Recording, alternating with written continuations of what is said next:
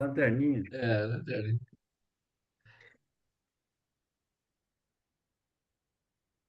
Pronto, meus irmãos, estamos aqui com mais uma live do Escatom e hoje nós vamos tentar encerrar a parte da ação do Espírito Santo no contexto do Escatom. Nós trabalhamos com o agir do Espírito Santo no Antigo Testamento e nesses últimos estudos trabalhamos com a ação do Espírito Santo no Novo Testamento e que é diferente do Antigo Testamento, uma ação em forma de batismo, selo, penhor, unção e plenitude. Depois nós trabalhamos em parceria aí com o pastor Lorival a ação do Espírito Santo na tribulação.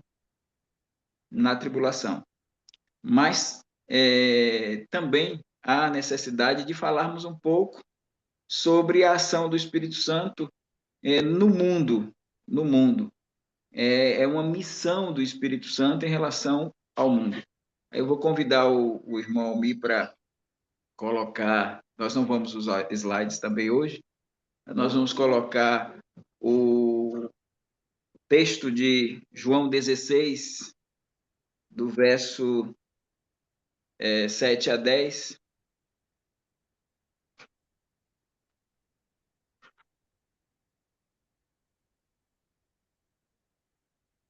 Foi a mensagem do pastor Arival no domingo, Oi? João 16, 7 a 10. Tem que entrar aqui. Foi João 16, né, irmão Daniel? João 16, 7 a 10. É, que bom. Vamos também hoje pensar um pouco nisso. Muito bom. João 16, do versículo 7 a 10. O Senhor Jesus Cristo estava dando instruções aos seus discípulos, e nessas instruções que ele estava dando, nós temos do capítulo 13 até o capítulo 17 o texto. No versículo 7, ele diz assim: Todavia, digo-vos a verdade que vos convém que eu vá, porque se eu não for, o Consolador não virá a vós. Mas se eu for, enviar-vos-ei. E quando ele vier, convencerá o mundo do pecado, da justiça e do juízo. Do pecado, porque não creem em mim. Da justiça, porque vou para o meu Pai, e não me vereis mais. E do juízo, porque já o príncipe deste mundo está julgado. Nós dizemos que a missão do Espírito Santo em relação ao mundo é iluminar e convencer. E esse convencimento ele tem uma ação tríplice, porque ele convencerá do pecado, da justiça e do juízo. No nosso livro, no capítulo 9, quando a gente fala dessa missão, aí a gente pensa assim, quero meditar com os irmãos nesse campo, para nós pensarmos no capítulo 16, de 7 a 10, vinculado à questão do pecado original.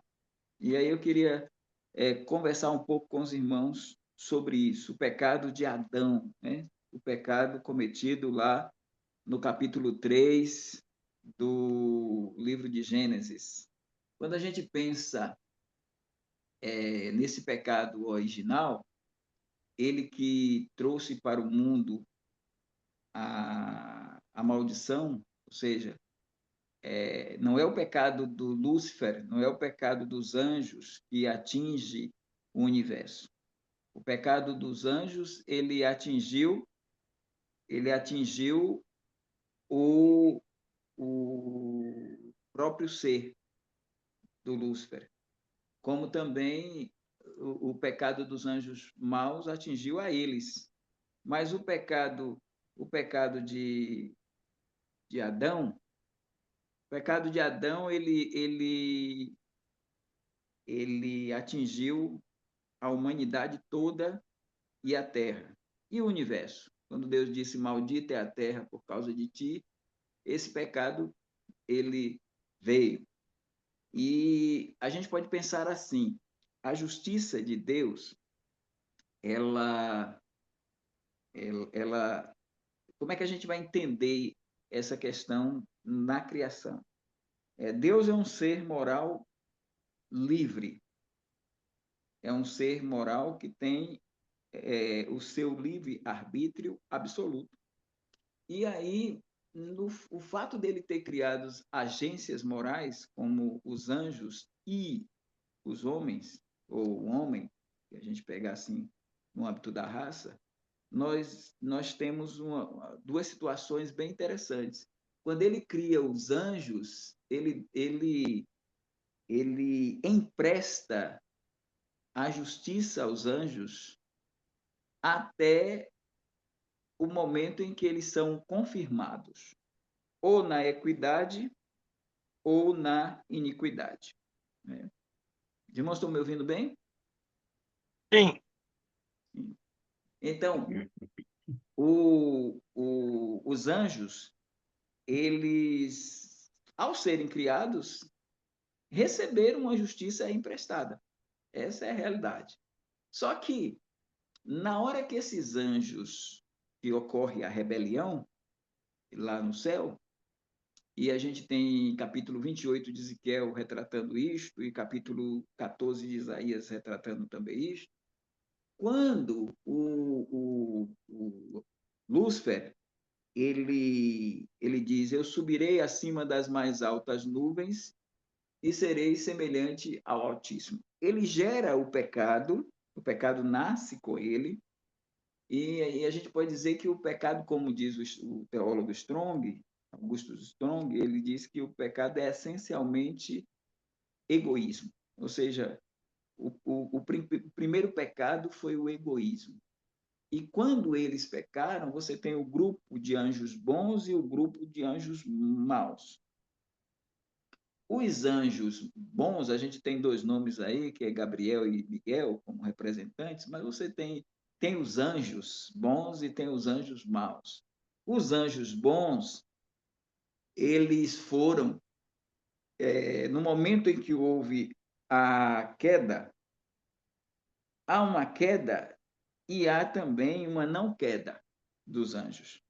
Então, a queda dos anjos maus, fez com que eles perdessem a justiça emprestada e adquirissem a injustiça própria. Por isso que na teologia é dito que eles foram confirmados na iniquidade. Eles foram confirmados na iniquidade. Enquanto que os anjos bons perderam também a justiça emprestada e foram confirmados na equidade. Então, os anjos bons foram confirmados na equidade. Os anjos maus foram confirmados na iniquidade. A partir daí, não há mais possibilidade de queda para os anjos bons e não há mais possibilidade, nunca houve possibilidade deles, dos maus, se recuperarem. Né? Então, o fato deles serem um batalhão e não uma raça fez com que isso acontecesse. Então, os bons foram confirmados na equidade, os maus foram confirmados na iniquidade. Aí vem o homem, essa segunda agência moral. A mesma coisa aconteceu em relação à justiça. A justiça foi emprestada, até que houve o teste e ele caiu. Ao cair, ocorreu a mesma coisa que aconteceu com os anjos maus. Há aí uma queda de uma agência moral, só que no caso dos anjos bons, você tem uma divisão. Você tem um grupo que está confirmado na equidade, o outro que está confirmado na iniquidade. A queda do homem, ele cai sendo tentado por Satanás, que entra no Éden e se aposta da serpente, E ali, esse homem que tinha justiça emprestada perde também, como os anjos maus, a justiça emprestada. E é confirmado na equidade. Confirmado na equidade. Ou melhor, desculpa, confirmado na iniquidade, do mesmo jeito que os anjos. Só que Deus salvação providenciou salvação para os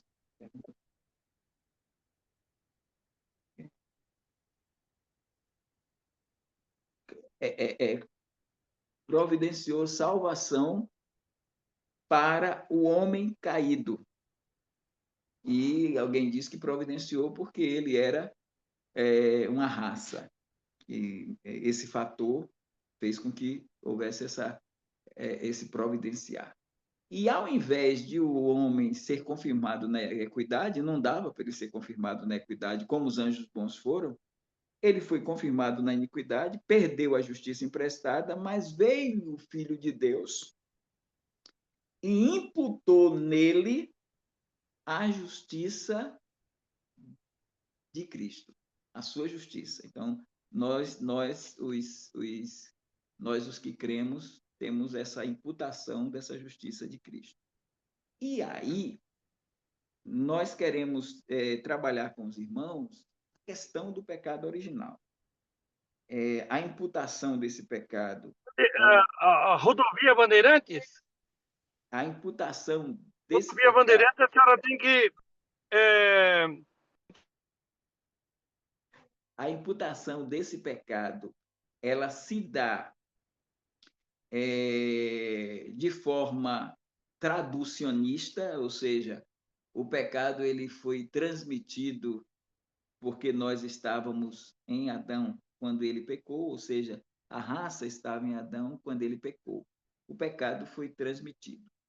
Agora, irmãos, eu quero pensar nesse pecado original com vocês, eu quero que vocês me entendam para a gente chegar na missão do Espírito Santo. Eu quero pensar nesse pecado original como pensando nas sementes que viriam através da queda. A semente de Satanás e a semente de Deus, né? A semente de Satanás e a semente de Deus. Ou seja, quando você tem o proto-evangelho, que está lá em Gênesis 3, versículo 15, é o primeiro evangelho que nós temos o nosso Deus falando com o homem, falando com o diabo, falando com a mulher, né? No capítulo 3, o diálogo interessante ali entre Satanás, Deus com a serpente e Deus com Eva. E ele diz: eu porei inimizade entre ti, no caso a serpente, e a mulher, entre a tua semente e a sua semente.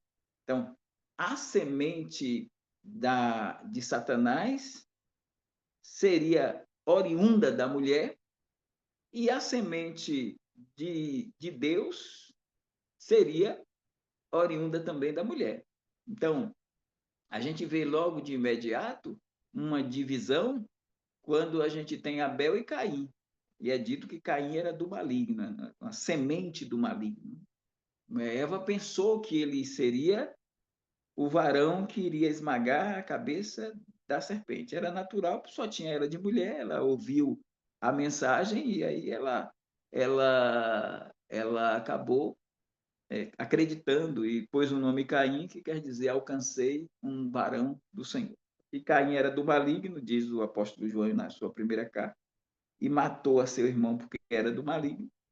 E a partir daí nós temos Abel sendo morto, o sangue dele sendo derramado e falando, né?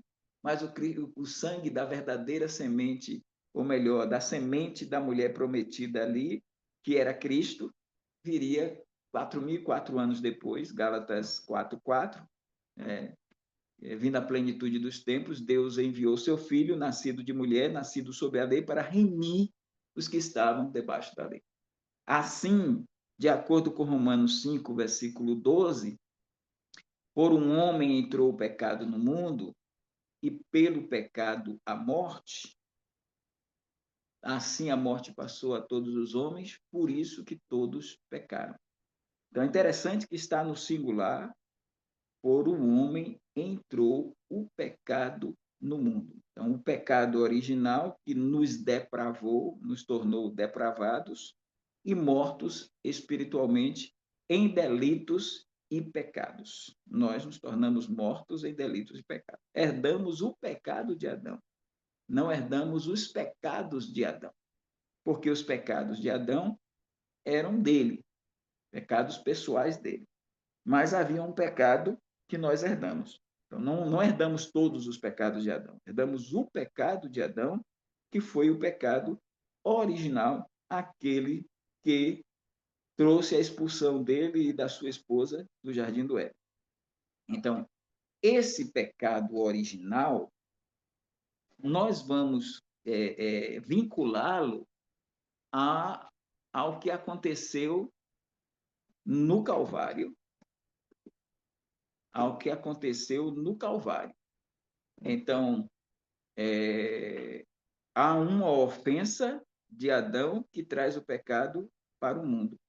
E há um ato de obediência do segundo Adão que tira o pecado do mundo.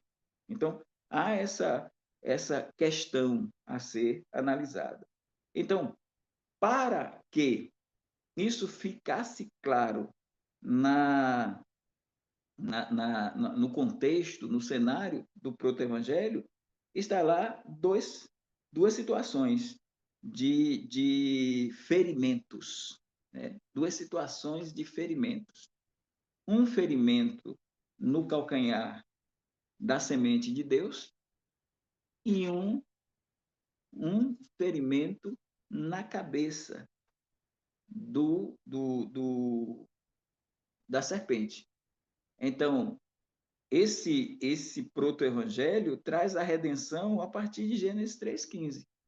E, e isto vai acontecer no Gólgota, no Calvário, na crucificação de Cristo.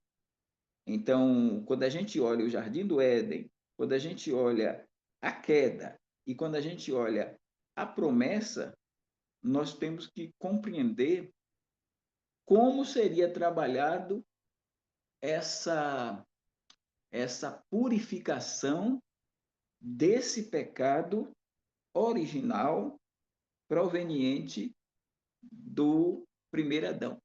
Como que o segundo Adão iria tirar esse pecado, iria expurgar este pecado original da vida do homem? Então, quando o Espírito Santo é prometido, aí em João 16, há uma promessa tríplice de convencimento que é bem interessante, porque o que é colocado, então a missão do Espírito Santo em relação ao mundo é iluminá-lo e convencê-lo do pecado, porque não creem em mim, da justiça, porque vou para o meu Pai e não me vereis mais, do juízo, porque já o príncipe deste mundo está julgado. Então, como que a gente vai classificar esse pecado de Adão tirando a vida do homem? E esse ato de obediência de Cristo dando uma nova vida ao homem. O pecado de Adão matando o espiritual e fisicamente. E o ato de obediência de Cristo dando uma redenção espiritual e também uma redenção física, uma redenção corporal, que é a ressurreição dos mortos. Então, eu queria a promessa é que o Espírito Santo viria para convencer o mundo. Então, quando a gente olha Atos 2, e Atos 2 é a vinda do Espírito Santo para a igreja, quando a gente pensa em Atos 2, a gente nota o seguinte: como é que o Espírito Santo vai convencer o mundo? Porque ali está o mundo, né? quando a gente olha ali 15 nações, embora eles todos fossem judeus, mas judeus da diáspora, e ali o Espírito Santo vem em forma de batismo, selo, penhor, unção e plenitude, e ali naquele capítulo 2, o apóstolo Pedro vai chegar para... Deus vai usar, o Espírito de Deus que desceu sobre Pedro e sobre os 120, vai usar Pedro agora para a pregação, e nós vamos chamar de esse convencimento do pecado que ele pratica em relação ao mundo, esse convencimento do pecado em um formato tríplice também. Por quê, irmãos? Eu espero que os irmãos entendam o que eu quero colocar para os irmãos. Porque o apóstolo Pedro, ele está sendo usado pelo Espírito Santo para, para convencê-los. E ele consegue, através da ação do Espírito Santo, convencer aquele mundo do pecado, da justiça e do juízo. Então, como é que vai ser esse convencimento? Esse convencimento, esse convencimento vai ser a partir de uma pregação que, que, que remova esse pecado original, trazendo a purificação de Cristo mediante a conversão, o arrependimento e a conversão daquelas pessoas. Então, quando a gente vai, irmão Almir, para Atos 2,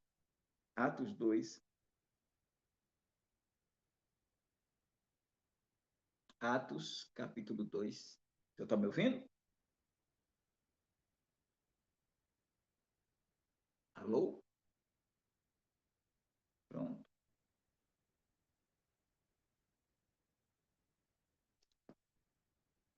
Aí, o apóstolo Pedro está pregando para eles e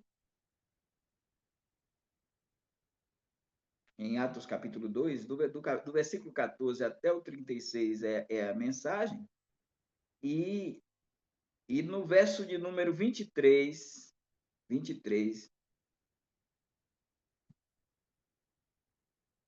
diz o verso 23, a tradução que trabalha bem isso, é a tradução que diz, Atos 2, 23. A este que vos foi entregue pelo determinado conselho e presciência de Deus. Aí você tem o ato tríplice. Prendestes, crucificastes e matastes pelas mãos de injustos. Quer chamar a atenção dos irmãos aí? Veja, o Espírito Santo está em Pedro, convencendo ao mundo, nesse caso aí, a esses judeus que estavam espalhados pelo mundo, ele está convencendo, primeiramente, do pecado. E qual é o convencimento do pecado? Do pecado original, o que Adão fez. E o que Adão fez vem para Cristo nesse formato, nessa ação de prender, crucificar e matar. Porque isso aí, quem fez não foi, se a gente analisar com os olhos mais profundos, nós vamos entender que essa mensagem está trazendo um convencimento do pecado. Que pecado? O pecado original, porque o pecado original, o que Adão fez, a partir dessa ação, veio o ferimento no calcanhar de Cristo. E quando Cristo é ferido no calcanhar, ou seja, a serpente fez com que eles comessem do fruto da ciência, da árvore da ciência do bem e do mal. Mas essa ação fez com que Cristo, ou seja, esse pecado original, fez com que houvesse a necessidade de Cristo passar por essa tríplice ação: prisão, crucificação e morte. Prisão, crucificação e morte. Então, vocês prenderam, vocês crucificaram e vocês mataram pelas mãos de injustos. Esse é o convencimento do pecado. Porque, acompanhe comigo esse raciocínio, irmão. Se a gente analisar friamente, assim, de uma forma natural, eles poderiam dizer assim, esses que estavam ouvindo. Eles foram para a festa do Pentecostes. Cristo tinha sido crucificado 50 dias antes, na Páscoa. Eles estavam no Pentecostes. Na hora que Pedro disse isto, eles poderiam retrucar. Eles poderiam dizer: mas Pedro, como é que nós prendemos, crucificamos e matamos a Jesus se nós nem aqui em Jerusalém estávamos? Se nós estávamos nas nossas cidades, nas nossas nações? É que o pecado de Adão fez com que Cristo morresse por ele, para tirar esse pecado, como foi dito lá em João 29, João Batista disse, é o Cordeiro de Deus que tira o pecado do mundo. Esse Cordeiro que foi morto desde a fundação do mundo, ele foi morto por causa do pecado original. Então, quando o diabo vem e usa a sua semente para matar a Cristo, a semente do diabo, que seria Pilatos, Anás, Caifás, os romanos, os fariseus, os saduceus, mas se a gente olhar bem, não foram eles que mataram a Cristo.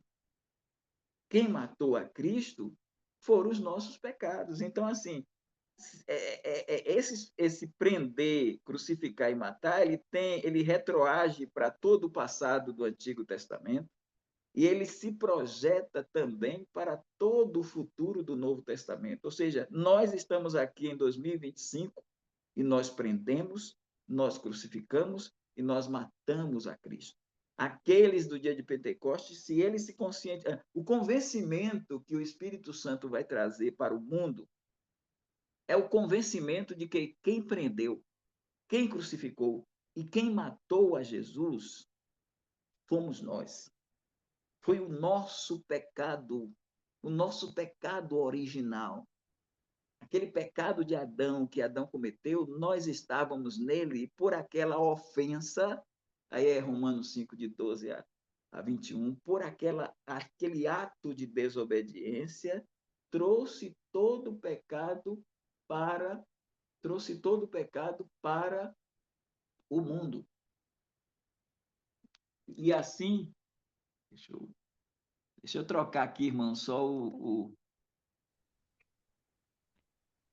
pronto. Deixa eu ligar aqui. Estamos aqui, fez. Pronto, eu troquei aqui que fica melhor. Pronto. Então, meus irmãos, Tobias.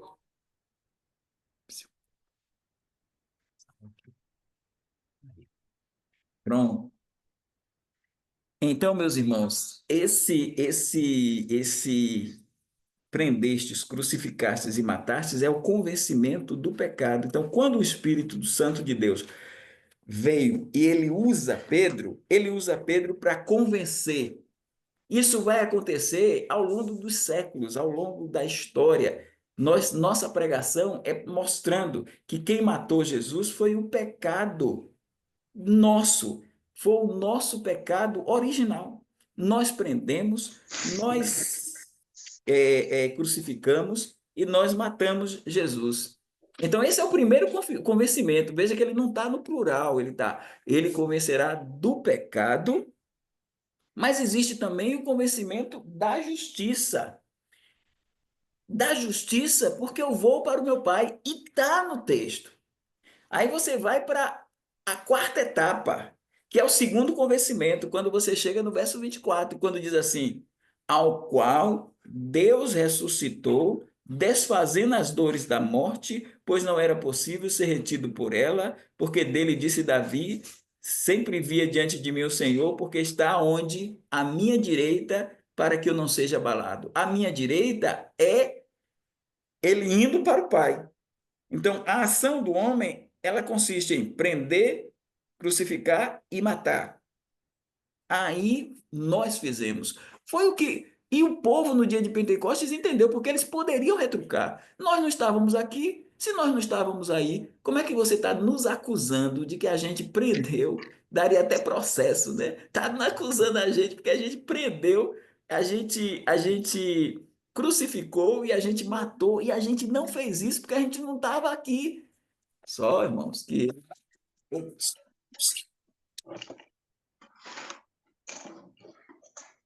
Só, irmãos, que. é, Só que eles entenderam isso. Eles foram convencidos disso. Eles se convenceram de que eles prenderam, crucificaram e mataram, ainda que eles não estivessem lá gritando Barrabás e não Jesus diante de Pilatos. Eles não estavam, mas eles se convenceram. Isso se projeta para nós. Nós estamos aqui em 2025 e nós prendemos, nós crucificamos e nós matamos Jesus. Porque quem matou Jesus, aquele ferimento no seu calcanhar, foi dado pela serpente através da semente dela, que éramos todos nós. Até que chegou a semente da mulher, que veio esmagar a cabeça da serpente, já esmagou de fato, de direito, mas não esmagou de fato, porque tem Romanos 16:20 que diz: em breve o Deus de paz esmagará Satanás debaixo dos vossos pés. Esse Gênesis 3:15 ainda está projetado no escatom, mas ele já ocorre lá no Gólgota, com essa ação, até que Jesus ressuscita, tumba vazia, trono ocupado, e aí no verso, irmão Almi, 32, ele está convencendo da justiça, porque eu vou para o meu Pai, e ao ir para o meu Pai eu derramo o Espírito Santo. Verso 32, pode subir aí, irmão Almi. Aí no verso de número 32 diz: Deus ressuscitou este Jesus, do que todos nós somos testemunhas, de sorte que exaltado pela destra de Deus, e tendo recebido do Pai a promessa do Espírito Santo, derramou isto que vós agora vedes e ouvis. Então o Espírito Santo está em Pedro, fazendo esse convencimento do pecado, de prender, de crucificar e de matar Jesus, da justiça, porque ele subiu para o Pai e mandou o Espírito Santo, a destra de Deus, a vitória está consolidada, ele assume agora o seu poder de Senhor como Deus, e do juízo, porque a partir disto ele já pode escatologicamente lançar no lago de fogo essa serpente que ela passa a ser condenada pelo ato de Cristo ter vencido a morte. Então, convencerá do pecado, da justiça e do juízo. Essa é a nossa mensagem. Então, a gente pode dizer que o pecado original, o convencimento do pecado, perpassa pela ideia de que Jesus foi preso, Jesus foi crucificado, Jesus foi morto. Por isso que Paulo diz: eu não procurei saber dentre vós nada a não ser a cruz de Cristo. Então, a pregação da cruz, que é loucura para os gregos e para os judeus, como é que diz? Paulo diz lá em 1 Coríntios 1 que a cruz de Cristo é loucura para os gregos e escândalo para os gregos, loucura para os gregos, escândalo para os judeus. Obrigado, irmã. Aí, então, antes disso, ele tem esse convencimento. A partir daí, ele trabalha com essa missão de iluminar o mundo e de convencê-lo. Aí entra aquela discussão que a gente passou aí com o irmão, discussão boa, né? Que a gente trabalhou na questão do mundo, né? Eu quero que o irmão vá para, irmão Almir vá para o capítulo 1 de, de João, e no capítulo 1 de João, nós temos essa ideia. O mundo é um mundo de forma geral. O mundo, a palavra cosmos em João, apesar de ter alguns significados, mas a palavra, capítulo 1 de João, irmão Almir, a ideia é que é que ele é o Cordeiro de Deus que tira o pecado do mundo, e ele amou o mundo de tal maneira que deu seu Filho unigênito. Então, eu prefiro acreditar que a morte de Cristo ela é suficiente a todos e eficiente nos que creem. Eu vejo mais assim, que eu não vejo Cristo morrendo só por uma parte do mundo. Eu vejo Cristo morrendo pelo mundo inteiro. Então, eu creio na expiação ilimitada. Eu não creio numa expiação limitada. Então, em João capítulo 1, lá no verso 9, nós temos essa ação do Espírito Santo também, para além do conhecimento, na sua missão de trabalhar com o mundo, nós temos o Espírito Santo iluminando a todo homem através do Evangelho. Então, quando o apóstolo João registra essa colocação sobre Jesus, ali estava a luz verdadeira que ilumina a todo homem que vem ao mundo. Então, se ilumina todo homem que vem ao mundo, é porque Cristo morreu salvificamente para, por todo homem. E isso não é universalismo, porque o universalismo diria que se ele é salvador do mundo, todo mundo tem que ser salvo. Só que à luz da Bíblia, isso não tem razão de ser. E a gente sabe que todo mundo não vai ser salvo. A morte de Cristo, ela não salva automaticamente a pessoa. Até os eleitos, para que eles possam crer, ou para que eles. Jesus morreu pelos eleitos, mas eles não estão salvos automaticamente. Há um método, eles precisam se arrepender e crer. Como o mundo também, o fato de Jesus ele ser o salvador do mundo, como dizem lá os samaritanos, em João 4:42, diz que já não é pelo teu dito, a mulher samaritana, que cremos, mas acreditamos que Jesus é o Cristo, o salvador do mundo. Isso não quer dizer que o mundo todo vai ser salvo. Isso quer dizer que ele morreu para salvar o mundo inteiro. Por isso que Deus amou o mundo. O amor de Deus, ele não é um amor que se concentra só no grupo que vai ser salvo. O amor de Deus é por todo mundo. Ele amou salvificamente o mundo inteiro. Então, quando a gente olha aí o texto, ali estava a luz verdadeira que ilumina todo homem que vem ao mundo. Aí ele já traz uma outra. Todo homem que vem ao mundo, o mundo passa a ser o espaço geográfico, nesse versículo. Quando você vai para o verso de número 10, ele diz: estava no mundo local, o mundo, e quem estava? Jesus. O mundo foi feito por ele, o mundo, universo e pessoas, e o mundo não conheceu, já são pessoas que não o conheceram porque não creram nele, né?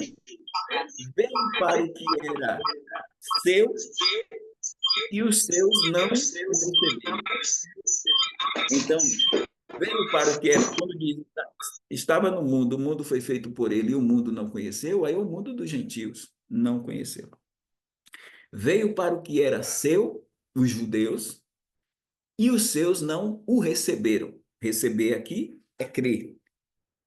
Aí ele diz, mas a todos quantos o receberam, todos quanto aceitaram, todos quanto creram nele. Aí vem o outro dado que eu trago para os irmãos, que eu não subscrevo, o T da tulipe, o primeiro T do calvinismo, que diz que é a depravação total, mas eu creio na depravação total, mas não creio nessa depravação total, porque ela segue essa ordem. Ela é assim: primeiro a pessoa nasce de novo. Então, a depravação total, ela diz: o homem está morto em delitos e pecados, e para ele responder a Deus, ele tem que primeiro ser regenerado, para depois ele se arrepender e crer, e em seguida ele, ele nasce de novo, desculpa, ele nasce de novo para ele poder ouvir a voz de Deus, porque eles dizem, defunto não ouve a voz. Aí eles dizem, primeiro nasce de novo, para depois ouvir a voz de Deus, para em seguida a pessoa se arrepender e crer. Eu vejo na Bíblia diferente. Eu vejo na Bíblia assim. Primeiro ouve a voz de Deus, em seguida se arrepende e crê, e aqui é que nasce de novo. Eles dizem que nasce de novo. Então, para eles, a pessoa nasce de novo antes de ser salva. Aí, para eles, a regeneração é para a fé. E não a regeneração é pela fé. Só que isso não tem base bíblica em lugar nenhum. O texto aqui mesmo vai dizer que não é assim. Se você ver, ó, veio para o que era seu e os seus não receberam. Mas a todos quantos o receberam, então, primeiro recebe, mas claro que para ele receber, ele ouviu a palavra primeiro, aí ele ouve a palavra, recebe e em seguida deu-lhes o poder de serem feitos filhos de Deus, aos que creem no seu nome.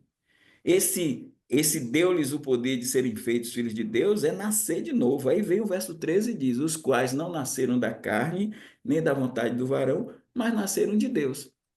Né? Então, o novo nascimento está no verso 13, seguindo essa sequência. Que se a gente não enxergar isso aqui agora, direito, a gente vai para o capítulo 5 de João. No capítulo 5, a gente enxerga melhor. Vamos para o capítulo 5 aí, irmão Almi, de João, capítulo 5, versículo 24 em diante. Aí no versículo 24, a gente tem 5:24. Lá no verso 24, lá embaixo, né? Aí está no 19, lá no 24. Isso. Aí vocês vão ver, na verdade, vos digo que quem ouve, ó, primeiro ouve, quem ouve a minha palavra, para em seguida crer, e crer naquele que me enviou, aí depois é que vem a regeneração. Tem a vida eterna, não entrará em condenação, mas passou da morte para a vida. Aí Jesus diz no verso 5, em verdade vos digo que vem a hora, redenção espiritual, vem a hora e agora é, mostrando que é para o morto em delitos e pecados, lá de Efésios 2. Aí ele diz, vem a hora e agora é em que os mortos ouvirão a voz do Filho de Deus. E os que ouvirem, viverão. Então, primeiro ouve para depois viver. Se fosse como eles dizem, como eles ensinam, aí seria os mortos, ou em que viverão, os mortos viverão, para em seguida ouvir a voz do Filho de Deus. Mas não está assim. E eles dizem, eles põem uma morte ontológica, que não tem lógica nenhuma. Porque dizer que um defunto não pode crer, a gente também pode dizer a mesma coisa, pode dizer o outro fator. Se um defunto não pode crer, o defunto também não pode descrer. Se um defunto não pode crer, o defunto não pode descrer. Então você não pode. A morte espiritual, ela separa. Em que consiste a morte espiritual? Em separar o homem de Deus. A morte espiritual separa o homem de Deus. O homem está totalmente depravado, joia. O homem está depravado, o homem está incapaz de se voltar para Deus. Mas não é uma pessoa sendo regenerada para ouvir a voz. O que acontece é que há uma intervenção, sim, do Espírito Santo, com essa missão: iluminar e convencer. Ele vem com o evangelho, ilumina e convence. Mas não é nessa lógica, porque até aqui no texto o Senhor Jesus já mostra que a coisa que até o defunto ouve a voz de Deus, até o defunto, porque você vai para o verso 28 e 29, e quando você chega no 28 e 29, no verso 28 diz, Jesus ainda diz, acerca dessa maravilha que está no verso 25, ele diz, tem coisa mais maravilhosa ainda. Ele diz no verso 28, vamos baixar aí, irmão? Aí ele diz no 28 e 29, não vos maravilheis disto, porque vem a hora e não tem mais o agora é, porque não é para algo da agora, é para o futuro, é para os escatom. Ele diz, não vos maravilheis disto, porque vem a hora em que todos os homens, todos os que estão nos sepulcros, eleitos e não eleitos, todos que estão nos sepulcros ouvirão a sua voz. E os que fizeram o bem sairão para a ressurreição da vida. E os que fizeram o mal para a ressurreição da condenação. Até no campo físico, a pessoa não ressuscita para ouvir a voz. A pessoa ouve a voz para ressuscitar. Porque o texto está dizendo: os mortos que estão nos sepulcros primeiro vão ouvir minha voz, para em seguida ressuscitar. Se até o morto tem que ouvir a voz para ressuscitar, por que tem que fazer inversões dizendo que a pessoa tem que ressuscitar espiritualmente para ouvir a voz? Não tem um texto bíblico que ateste isto. Aí o irmão pastor José Soares perguntou se Romanos 6, vamos para Romanos 6, se esse texto de Romanos 6 está, a gente poderia vincular a 2 Coríntios 5. Aí eu digo aos irmãos que Romanos 6, pastor Zé Soares, ele não cabe, porque Romanos 6 ele está trabalhando, sim, a nossa morte em Cristo, porque tem uma coisa interessante. Os incrédulos, eles estão mortos em delitos e pecados, mas quando a gente aceita Cristo também para um processo de santificação que envolve uma mortificação constante. Por isso que a gente também tem que crucificar o nosso eu, crucificar as nossas paixões, mortificar os nossos corpos, os nossos membros. E aí é isso que trata Romanos 6. Ele fala muito dos membros do nosso corpo e tal, que a gente usava para servir ao pecado, e agora a gente vai usar esses membros para servir a Deus. Então, quando ele diz no verso 3, eu não sabeis que todos quantos fomos batizados em Jesus Cristo, fomos batizados na sua morte, joia, de sorte que fomos sepultados com ele pelo batismo na morte, para que, como Cristo ressuscitou dentre os mortos, pela glória do Pai, andemos em novidade de vida. Essa vida de mortificação para novidade de vida, do dia a dia, é uma vida de santificação. Isso aí tem a ver com o processo de santificação operado pelo Espírito Santo mediante a palavra. Quando a gente fala de Cristo morrer por nós, é num processo de salvação. E claro que depois da salvação a gente vai entrar no processo de santificação. Claro que a salvação é uma santificação, mas existem três tipos: a santificação instantânea ou forense, que se dá a partir da oblação do corpo de Cristo, a santificação progressiva, que se dá pela palavra através do Espírito Santo, e a santificação final, que é a redenção do nosso corpo. Pega Romanos capítulo 5, fica melhor entendido para 2 Coríntios 5. Porque em Romanos 5, vamos dar uma olhadinha aí, eu já estou tentando terminar logo para dar oportunidade aos irmãos. Então vamos para o capítulo 5, irmão Malmi. 5. Aí no versículo 12, vai trazer a morte espiritual no versículo 12. Aí traz a morte espiritual e Paulo vai fazer alguns paralelos que, que nos deixa bem tranquilos em relação a essa questão. 5, versículo 12, ele diz: portanto, como por um homem entrou o pecado no mundo, e pelo pecado a morte, assim também a morte passou a todos os homens, por isso que todos pecaram. Então, todos os homens morreram em Adão. Essa morte aqui é aquela morte de Efésios 2:1, que nós fomos vivificados, estando nós mortos em delitos e pecados. Então, quando a gente vai para o versículo 15, ele vai fazer um paralelo. Aí no verso de número 15, ele vai dizer: mas não é assim o dom gratuito como a ofensa. Porque se pela ofensa de um homem morreram muitos, veja bem, quando Paulo usa muitos aí, esse muitos aí são todos. Não tem como a gente ver esse muitos como alguns. Então, se Paulo tivesse fazendo um paralelo para dizer que alguns homens, Cristo morreu só por alguns homens, no paralelo, ele usaria o advérbio de intensidade trazendo a ideia de muitos, ou um pronome, melhor dizendo, pronome. O pronome indefinido, o pronome indefinido, ele traria um pronome definido e um pronome indefinido. Por exemplo, nesse 15 ele diz, mas assim, o dom gratuito não é assim o dom gratuito como a ofensa, porque se pela ofensa de um, Adão,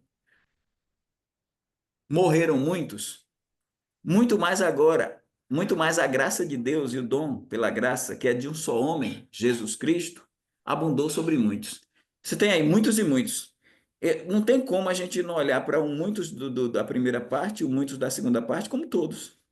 Se ele quisesse fazer uma diferença, ele diria: morreram todos na parte A, e depois a graça abundou sobre muitos. Aí havia uma disparidade para dizer: olha, na realidade, Adão matou todo mundo, mas Cristo, quando morreu na cruz, morreu somente pelos eleitos. Mas aqui não tem essa distinção entre os pronomes. Ele usou muitos como todos e muitos como todos. Quando você vai para o verso 18, vamos pular aí, irmão, para o verso 18, aí depois vai para o 18, 19, aí no 18 ele vai dizer assim, 18, depois do 19. No 18 ele diz, pois assim como por uma só ofensa veio o juízo sobre todos os homens para condenação, assim também por um só ato de justiça veio a graça sobre todos os homens para a justificação de vida. Quando você olha esse texto aí, não tem como você olhar e ver todos os homens na parte A ser todos os homens e todos os homens na parte B ser alguns dos homens. Não tem. Então, o juízo de Adão veio sobre todos os homens para a condenação. Assim também, por um só ato de justiça, veio a graça sobre todos os homens para a justificação de vida. Então, do mesmo jeito que o juízo, a condenação veio por todos os homens por um ato de ofensa do Adão, assim também o ato de justiça de Cristo trouxe salvação para todos os homens, e isso corrobora, essa graça sobre todos os homens corrobora com Tito 2,11, que diz, a graça de Deus se há manifestado, trazendo salvação sobre todos os homens. Aí a gente vê, no verso 19, ele mais uma vez usar muito como todos, porque aí era a hora também dele fazer uma distinção. Então ele diz, porque como pela desobediência de um só homem muitos foram feitos pecadores, são todos, assim também pela obediência de muitos, muitos serão feitos justos. No tocante, o muitos e muitos aí, ele entra na mesma equivalência, porque ele não tem essa distinção. Aí a gente volta a partir desse ponto para 2 Coríntios 5, de novo, para a gente poder dar uma olhada melhor no texto. Então, 2 Coríntios 5, versículo 14 e 15, irmão Almir. E aí em 2 Coríntios capítulo 5, versículo 14 e 15, ele vai dizer, eu vou chegar aí, 14 e 15.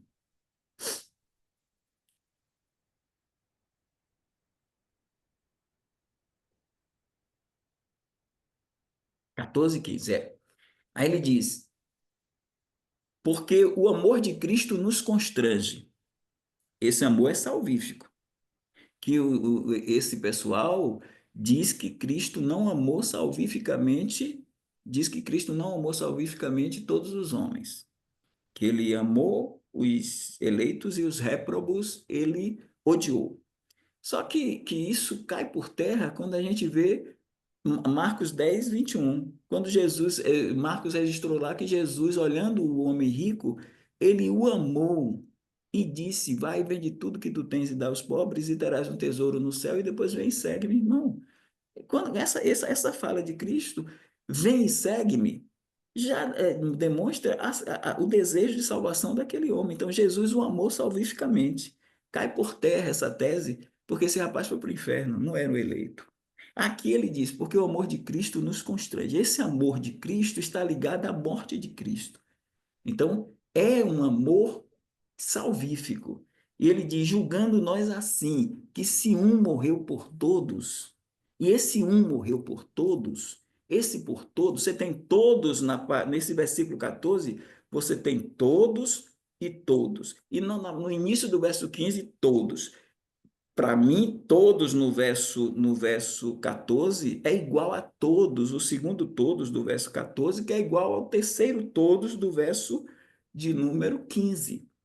Agora, veja, porque o amor de Cristo nos constrange, julgando nós assim, que se um morreu por todos, logo todos morreram. Então, eu não posso, pelo contexto, eu não posso pegar esse logo todos morreram e achar que esse morrer aqui é um morrer para se santificar. Ele está mostrando que esse todos morreram aqui são todos mortos em delitos e pecados. Se Cristo morreu por todos, logo todos, se um morreu por todos, logo todos morreram. Se essa interpretação minha estiver correta, essa interpretação dá a ideia de que Cristo morreu por todos. Porque, pela lógica de Paulo, se um morreu por todos, logo todos morreram. Se ele dissesse se um morreu por todos, logo todos morreram, é que se ele tivesse morrido por alguns, não seriam todos que teriam morrido. Ele morreu por todos e ele confirma no verso 15: ele morreu por todos. Aí dá para a gente entender, para que os que vivem, oh, irmão, se ele diz assim, ele morreu por todos, para que os que vivem são tirados do todos, porque ele coloca os que vivem do todos. Se a gente olhar aqui, até uma criança olhando, ela entende, porque ele morreu por todos, para que os que vivem, dentre os todos, os que vivem, agora sim os eleitos, os que vivem, no sentido, esses que vivem foram aqueles que eficientemente tiveram aplicação da expiação neles, então, ele morreu por todos, para que os que vivem, esses que vivem, não vivam mais para si. Agora é uma vida de santificação, mas para aquele que por eles. Veja, você tem no texto por todos, por todos, por todos e agora por eles. Por todos, por todos, por todos, todos.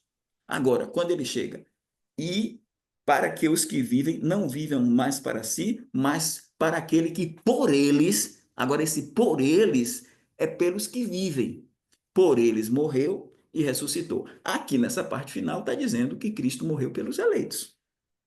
Mas o problema é dizer que ele morreu somente pelos eleitos, porque é fato que Cristo morreu pelas ovelhas, Cristo morreu pelos amigos, Cristo morreu pela igreja, Cristo morreu, até Paulo diz, Cristo morreu por mim, Cristo morreu pela igreja. Mas em nenhum desses lugares você vai encontrar o advérbio monos. Não diz Cristo morreu somente pelas ovelhas, somente apenas pelos amigos, somente, não tem esse texto. Tem que ele morreu pela igreja. Mas alguém pegar isso e dizer só isso, não.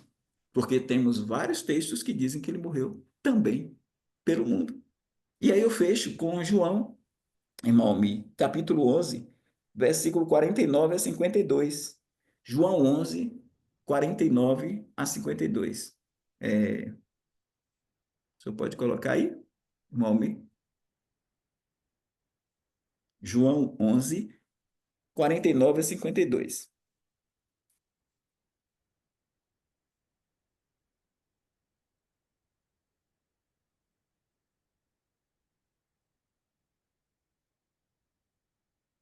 Pronto. E Caifás, um deles que era sumo sacerdote naquele ano, lhes disse: vós nada sabeis, nem considerais que nos convém que um homem morra pelo povo e que não pereça toda a nação.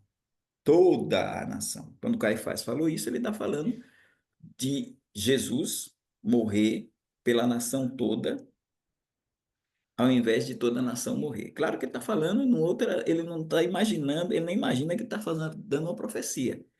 Mas quando a gente olha essa primeira colocação de Caifás, é claro que Caifás, quando falou isso, está falando em Cristo morrer por toda a nação judaica. E se a gente pegar toda a nação judaica, 90% dela rejeitou a Cristo.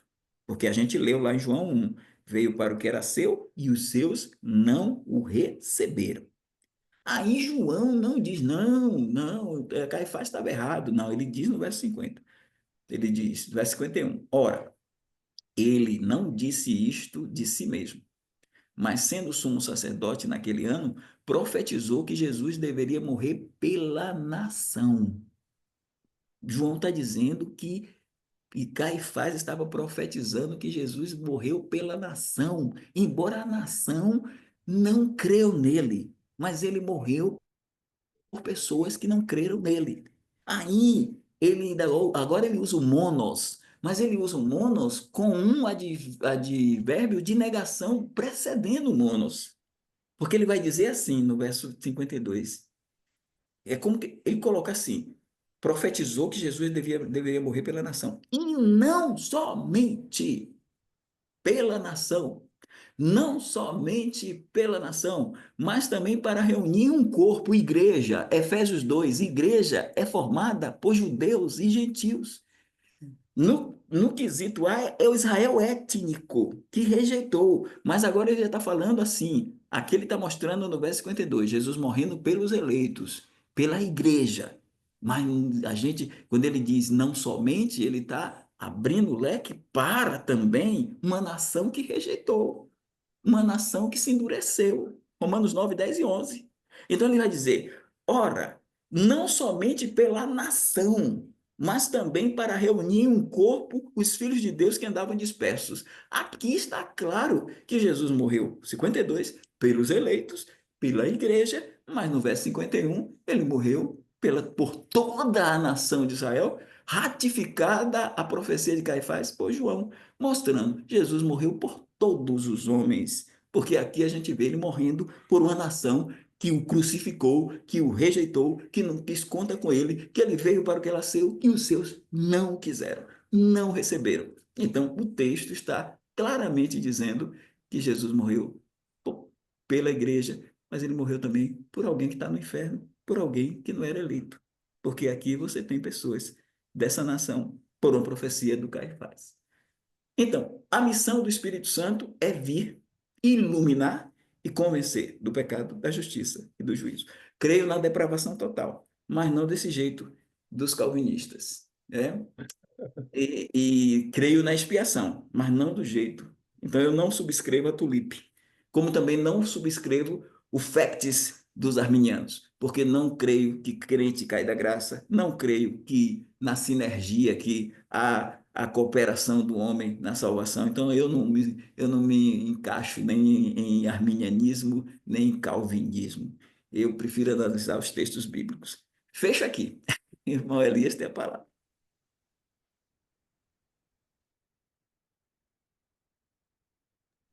Obrigado, primo. Eu não sei se eu não estou vendo por enquanto nenhuma mão levantada aí. Estou vendo dois novos participantes aí, entraram depois, né? O irmão Genivaldo, que está aí. Acho que ele está lá. Boa noite. Seja bem-vindo aí, irmão. Genivaldo. Olhando para entrar num negócio lá, velho. E também aqui o irmão Floriano. Que não tem o que Boa fazer. noite, irmão Floriano. Seja bem-vindo também aí, tá bom? Seu ódio cortou, fala de novo. Primo, fique à vontade para fazer a sua pergunta ou a sua colocação. Já viu? Tá bom, hoje realmente foi uma explanação, já são 22h17. Um Não sei nem aniversário se vai dar muito bom. tempo para. Tem alguém com o microfone ligado aí. Eu já fechei, deve ser o do irmão Floriano, mas eu fechei, irmão. Se Ah, precisar falar, só levanta a mão aí e pode abrir o som, tá ok? tá certo. Primo, Então, e de fato, né, uma explanação maravilhosa aí. Eu, assim, fiquei um pouquinho de dúvida, não tinha ouvido falar ainda nessa justiça emprestada que o pastor colocou no começo da explanação, aí eu fiquei aqui durante todo o discurso, né, com isso, eu nunca tinha visto ninguém mencionar esse fato. Então, eu não sei nem se vai dar tempo, né, porque são 22h18, o pastor Evaldo dá uma explanação, né, mais esclarecedora aí para mim a respeito dessa colocação, né, de justiça emprestada. Não sei se vai dar tempo, vou ficar para a próxima aula. Dá porque é Dá? rapidinho, porque Tá assim, bom. esses seres morais, eles são criados justos. Eles são criados justos. Só que essa justiça que eles têm, por serem seres morais, é uma justiça emprestada, porque eles têm a equidade, mas não é própria. Ela é por base da criação de Deus. Na hora que você tem a teologia dizendo, e ela está certa, que os anjos bons, eles foram confirmados na equidade, e os anjos maus foram confirmados na iniquidade, essa confirmação se deve a um ganho e uma perda. O ganho dos anjos bons é que eles perdem uma justiça emprestada por Deus e adquirem uma justiça própria porque eles venceram no processo, eles não se rebelaram. Então, eles foram confirmados na equidade. Os anjos maus, eles perdem a justiça emprestada e ao invés de serem confirmados na equidade, são confirmados na iniquidade. Então, eles acabam perdendo a justiça emprestada e adquirindo a injustiça. No caso de Adão, ele perde a justiça emprestada e ele adquire a injustiça também. É o mesmo processo dos anjos que caíram. Só que para eles houve provisão, e os anjos não têm provisão, porque eles pecaram voluntariamente, enquanto o homem foi enganado. Enquanto eles são um batalhão, um exército, nós somos uma raça.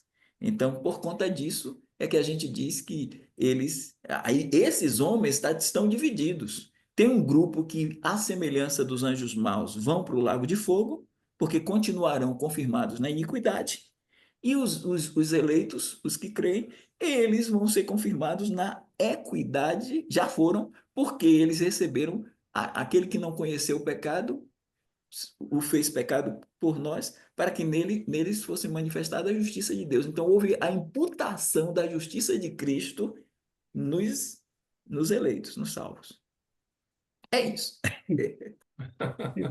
Mas no caso da justiça emprestada da parte de Deus, é isso, pastor? Do Criador, Deus. É. Deus emprestou a todos eles. Todas as agências morais, quando elas foram criadas, elas tiveram o empréstimo da justiça de Deus. O Mas empréstimo, na e- caminhada, na caminhada, Miguel, Gabriel e os anjos bons não precisaram mais dessa justiça emprestada, porque eles adquiriram a justiça própria ao serem confirmados na equidade. E os anjos maus foram confirmados na iniquidade, eles perdem a justiça de Deus e adquirem uma injustiça, uma iniquidade que vai ficar na vida dele, para a vida dele, para toda a vida deles. E eles vão para o lago de fogo que foi preparado para eles, para o diabo e seus anjos. Enquanto que os homens também vão para o lago de fogo, aqueles que tiverem continuarem no mesmo estado de Satanás, confirmados na Uhum. iniquidade, sem É, terem uma justiça de Deus, agora a justiça de Deus imputada. A outra era emprestada, agora é a é, imputada. é. O termo utilizado, emprestada, poderia ser substituído por uma concessão ou não? Pode, pode ser uma Sim? concessão, com certeza. Agora, não Ah, era deles, não era sim, deles. Quando a gente diz que não era deles, concedida porque da eles parte de eram Deus. agências morais, eles tinham livre-arbítrio. Por isso que havia essa necessidade de haver essas confirmações, e as confirmações são negativa e positiva. Confirmação na Uhum. iniquidade, negativa. Confirmação na equidade, positiva. Tá certo, tá certo. Eu agora compreendi melhor aí a exposição do que o pastor colocou. Muito obrigado. Essa frase eu nunca tinha ouvido realmente. Anjos pecaram voluntariamente e os homens pecaram enganados. Interessante, né? E é realmente isso, mas a gente não atenta, né, para a situação em si, né? Gostei também. Irmã Cristina, por favor. Noite a todos. Pastor Evaldo, eu já tinha sempre ouvi, eu aprendi isso. Graça suficiente para todos e eficiente para os que creem. E eu estava, quando o irmão estava falando de ouvir para crer, eu estava lembrando de Romanos, né? Como invocarão aquele que não crê? Como crerão se não há quem. E como crerão naquele de que não ouviram? Como ouvirão se não há quem pregue? Então, é ouvir mesmo. É ouvir mesmo. Não tem como. Como pregarão se não forem enviados? Porque a fé vem pelo ouvir e ouvir pela palavra de Deus. Então, eu também sempre aprendi isso. Tem que ouvir primeiro. Não é nascer de novo. Nascer de novo é consequência de ouvir da fé agindo. Muito bom, mas eu também não tinha ouvido dessa justiça emprestada, né? Tanto faz o termo, não é tanto faz o termo, mas é realmente Uhum. emprestado. Às vezes empresta um pouquinho a bondade dele para a gente e a gente faz algum ato bonzinho aí de vez em quando, porque ele empresta um pouco da justiça pelo Espírito dele. Obrigado, viu, pastor Evaldo? Excelente, muito bom. Uhum. Gostei É, muito. Obrigado. e é isso, irmã. Assim, acaba alguém querendo encaixar a Bíblia no seu esquema. Porque assim, a gente não tem na Bíblia nenhum texto que ensine que a pessoa nasce de novo para ouvir a palavra. Isso aí não tem na Bíblia em lugar nenhum. Quando a gente pega Isaías 55, verso 3 diz assim: Ouvi e a vossa alma viverá. Não diz vivei e a vossa alma ouvirá. Ouvirá. Tem ouvir e a vossa alma viverá.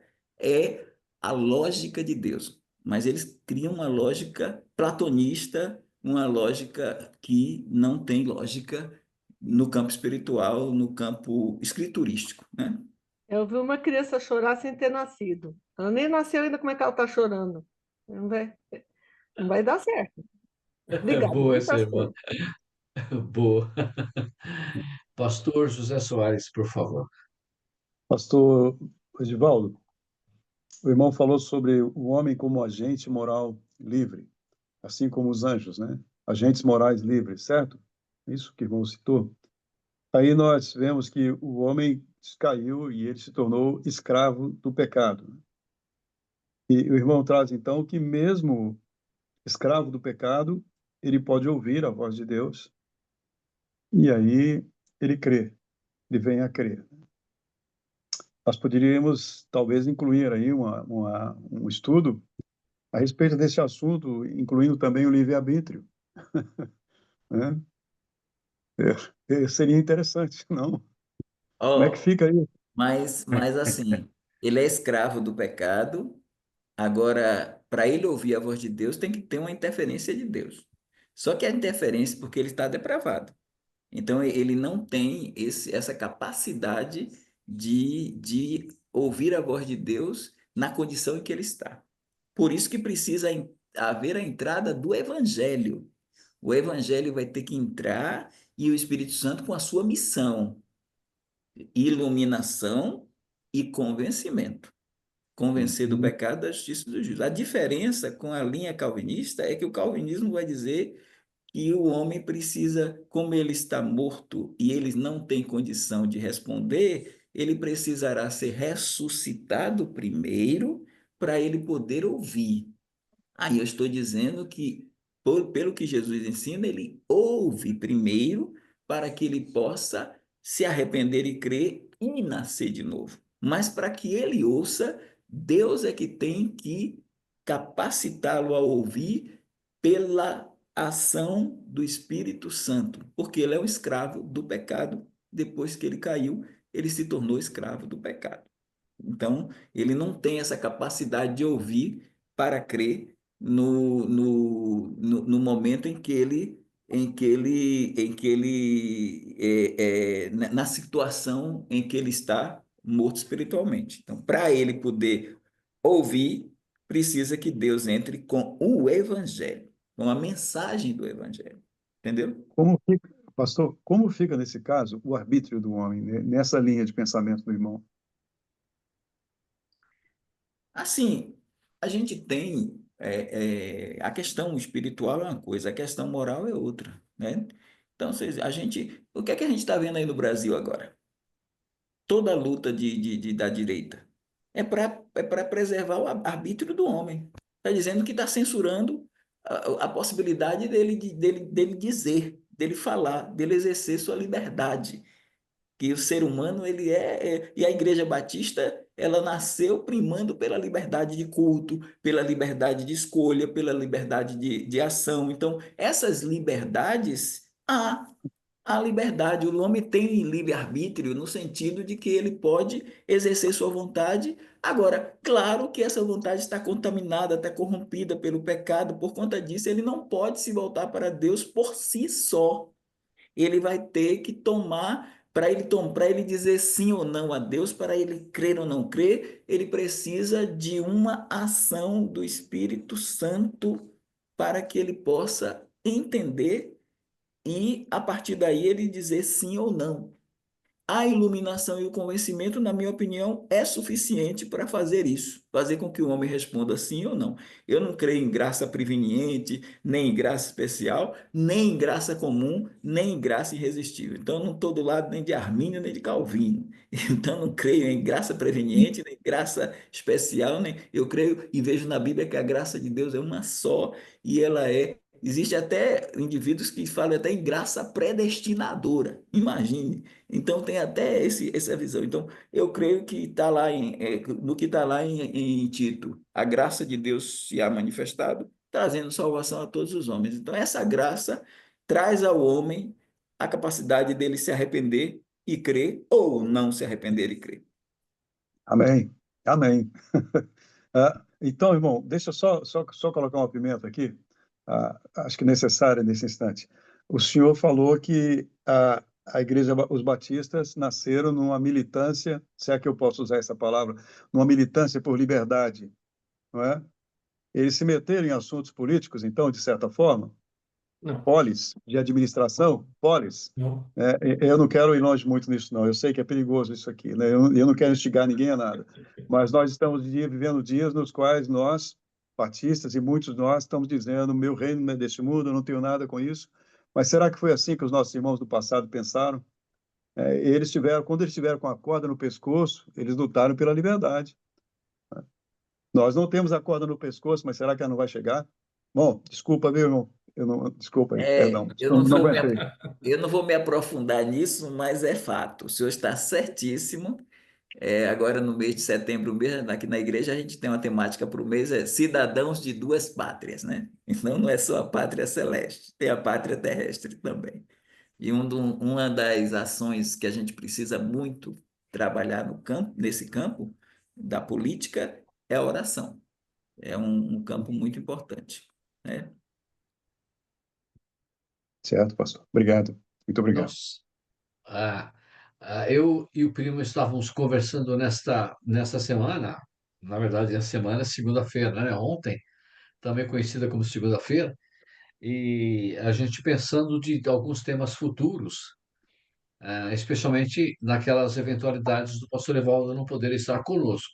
Então, hoje nós já temos dois temas aqui, ó, o livre-arbítrio, e eu gostei desses cidadãos de duas pátrias, viu, pastor Evaldo? Temos dois temas aí, e eu já lanço aí para que os nossos pastores presentes aí no nosso grupo se habilitem a falar, eu vou falar sobre esse tema, eu vou falar sobre esse tema, e a gente já vai preparando, né, pastor Evaldo? E aí, futuramente, a gente aborda. Ô, primo, vou pedir perdão a você, ou permissão, para que o pastor Dilson possa falar, o pastor Lorival, depois você fala. Apesar que o nosso tempo já está corrido um pouco, mas vamos nessas três aí para a gente encerrar, tá bom? Pode ser, primo? Então, pastor Dilson, por favor. Ok. Minha é uma pergunta aí para o pastor Evaldo. O pastor falou sobre a questão do pecado dos anjos, que eles pecaram voluntário e o homem foi enganado.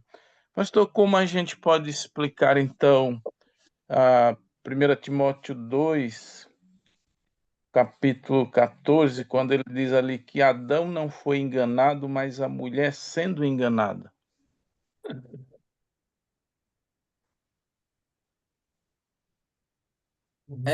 Irmão pastor Dilson, quando Paulo fala isso, ele está fazendo distinção de sexo, ele está falando do macho e da fêmea, né?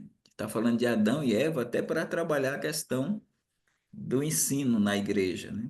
Até esse texto é muito bom para a gente ir de encontro aos igualitários, porque nós somos complementares. Nós não cremos que a mulher pode exercer cargo de oficialato na igreja, diaconato e o pastorado. Então, ali nos ajuda bastante. Mas quando Paulo fala isso, ele está fazendo até ele mostra que Adão foi criado primeiro e não Eva, que Adão não foi enganado, e é fato, quem enganou foi quem enganou quem foi enganada foi Eva. Mas quando a gente vai para o campo do todo, Adão é o homem, né? Adão é Adão é Eva, Eva e Adão são chamados de Adão, né? E a gente Uhum. tem, de certa forma, o engano entrando. O Satanás, de certa forma, eles acreditaram que, que poderia ser como Deus, né? Como a promessa lá, e ela comeu e ele comeu, e ele estava com ela. Quando ele não estava longe, Eva não foi tentada à parte, Eva foi tentada junto. E ela pegou a fruta e deu, e ele comeu. E o erro dele ali foi nessa base. Então, quando a gente fala do engano do pecado, é nesse campo do homem como um homem no sentido integral, né? E claro que é a partir do Adão comer que entra o pecado. Então, quem foi ludibriada foi Eva. Mas Eva é Adão também. É o homem também. Ok. Que pastor diz? Pastor Lorival, por favor.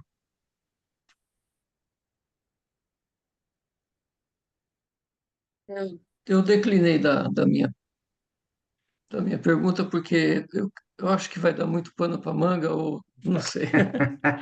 Mas, pastor Lorival, se o senhor quiser, o senhor pode falar, porque assim, na terça-feira eu estou aqui ainda. Eu vou viajar para Roraima, terça 8. Então, nessa terça a gente ainda está aqui. Se não der para responder aqui, se dizer, irmão, pastor Lorival, a gente conversa com essa questão na semana que vem. Não A der, gente talvez pode. até no grupo mesmo, mas é uma Pastor Lorival. questão talvez controversa para o pastor, né? Porque o assunto é na questão do novo nascimento, ou a pessoa precisar estar viva para ouvir, né? A- Eu, na minha opinião,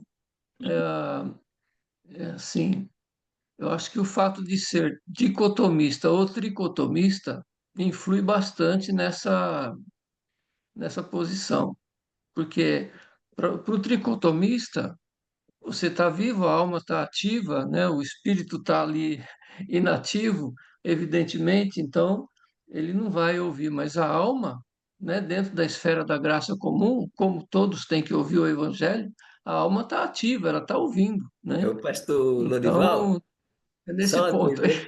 só um adendo aí rápido, rápido, rápido. Olha, eu vou dizer uma coisa, o senhor vai concordar comigo.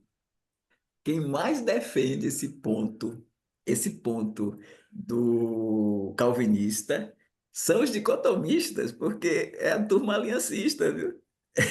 É a turma que crê, só que é a turma dicotomista. Geralmente, se você pegar Hernán Dias Lopes, essa turma toda, a teologia reformada, que é dicotomista, né? A teologia reformada é dicotomista. Os dispensacionalistas, quase 90 a 95% é tricotomista. Até eu era também, mas você tira 5% ou 10%. Então, regra geral, acho que isso aí não influi muito não, porque Eu eles acho que foi. que levam, Calvino é que levanta a tese, Agostinho, essa turma toda era dicotomista. Não estou olhando pelo lado de Calvino, não, de jeito nenhum. É pelo lado do tricotomista e do dicotomista, como um vê e como o outro vê. Porque se alma e espírito é a mesma coisa, logicamente, evidentemente que ele está morto, né? Os dois têm que estar mortos ao mesmo tempo, já para o tricotomista, não. Então, Tá. mas tudo bem. Vamos fazer o seguinte, semana que vem a gente começa com essa pergunta sua, tá bom, pastor Leval? Pastor Levaldo, tudo bem? A gente começa com essa pergunta e seguimos. Pode ser? Não, porque assim, o pastor Lorival só fez um arremate puxando a dicotomia Só dessa uma colocação. Ele observação, nem acho fez a que Essa pergunta, ele fez uma colocação dele, né? provocação. Mas, Essa É, colocação a não dele. ser que ele tenha alguma pergunta mais relacionada e tal. Eu É, hoje termino essa sim. parte da ação do Espírito Santo, a gente termina. Se tiver alguma questão relacionada com. Porque eleição, eu só entrei em eleição por causa do pastor, do irmão Almir, e parece que outra pessoa é o pastor José Soares. Mas, regra geral, a gente estava muito mais na questão de. Mas quando a gente fala da ação do Espírito Santo no mundo, a gente acaba entrando. Eu sei, irmãos, que esse assunto de livre-arbítrio e soberania de Deus, ele não é fácil. Eu sei que não é fácil. É uma discussão já de mais de 500 anos, né? Mas assim, a gente tem que expor a nossa posição também, né? Para dizer, olha, a gente nesse campo a gente acredita assim. Quando estou falando eu, e aí tem os pastores aí podem crer diferente também, não tem problema, né? Eu só acho que a gente vai ter que ter muita humildade para ver essas questões, porque há muita gente arrogante também nesse campo, né? Que acaba, e não é o caso nosso aqui, graças a Deus, nossos pastores são humildes e tudo, mas se os irmãos analisarem bem, a gente vê muita coisa assim nas redes sociais e tudo mais. Mas, assim, é uma visão que também tem que ser analisada com muito carinho, porque você tem possibilidades de avaliar o cenário de uma forma mais ampla, mas é bom também a gente refletir nos textos bíblicos e analisar o que é colocado. O pastor Lorival até colocou, eu gostei lá, Romanos 9, o caso dos dois irmãos, de Jacó e Esaú. A gente também pode até, irmão Elias, na próxima semana, a gente pode até trabalhar Romanos 9, 10 e 11 um pouco, falando um pouco Perfeito. das Importante. questões. Isso aí a gente pode trabalhar sem perder de vista que a gente está focado no escatom. A gente já vai sair desse capítulo 9 e já vai entrar nas alianças, coisa muito boa para a gente avaliar as alianças, né? E aí a gente Amém. vai andando. muito bom, muito bom. Obrigado, pastor Evaldo. Obrigado. Antes da gente encerrar com uma oração, eu vou agradecer aí o irmão Genivaldo, né, que está participando hoje, o irmão Floriano também, muito bom ver novos irmãos participando. Nós não temos tempo hoje, mas estando presente na próxima semana, se conseguir entrar mais cedo, eu gostaria que os dois irmãos se apresentassem para nós, para a gente conhecer melhor, qual que é a É, igreja, enfim, falar alguma coisa de cada um de vocês, tá bom? É um esses grande irmãos, prazer que estejam conosco. Oi. irmão Elias, irmão Floriano, irmão Genivaldo são irmãos queridos que eu indiquei e o irmão Floriano estava com dificuldade para entrar por causa do aplicativo, mas depois conseguiu.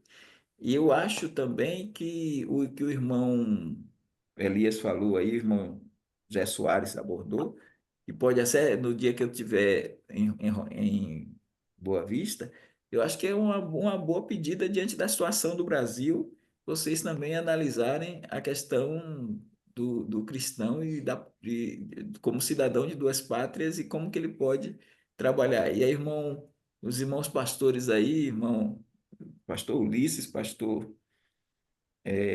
José Soares, junto com o pastor Lorival, o pastor Dilson, vocês analisarem aí, vai ser muito bom. Vai sim, vai sim. Já temos aí um nome, né, que vai poder fazer o estudo nesse dia. O pastor Dilson se prontificou. O pastor José Soares está com umas campanhas aí, tá? A gente falou com ele também.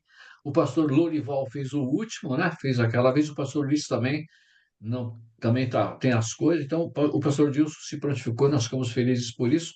Estamos depois, vamos ver o tema que ele vai usar, tá bom? Bom, uma terça-feira que vem ainda está conosco, não é isso, pastor Evaldo? Ótimo. Então, tá bom. Então, irmãos, muito obrigado e, se Deus permitir, até a próxima terça-feira, tá bom? Vamos iniciar com Amém. uma oração, uma bênção, mais uma vez, como sempre. Nossa oração hoje final, pastor Dilson, por favor. maravilha. Só antes de terminar, viu, pastor Evaldo? Só para dizer que eu também não sou da teologia reformada, não, mas sou dicotomista, né?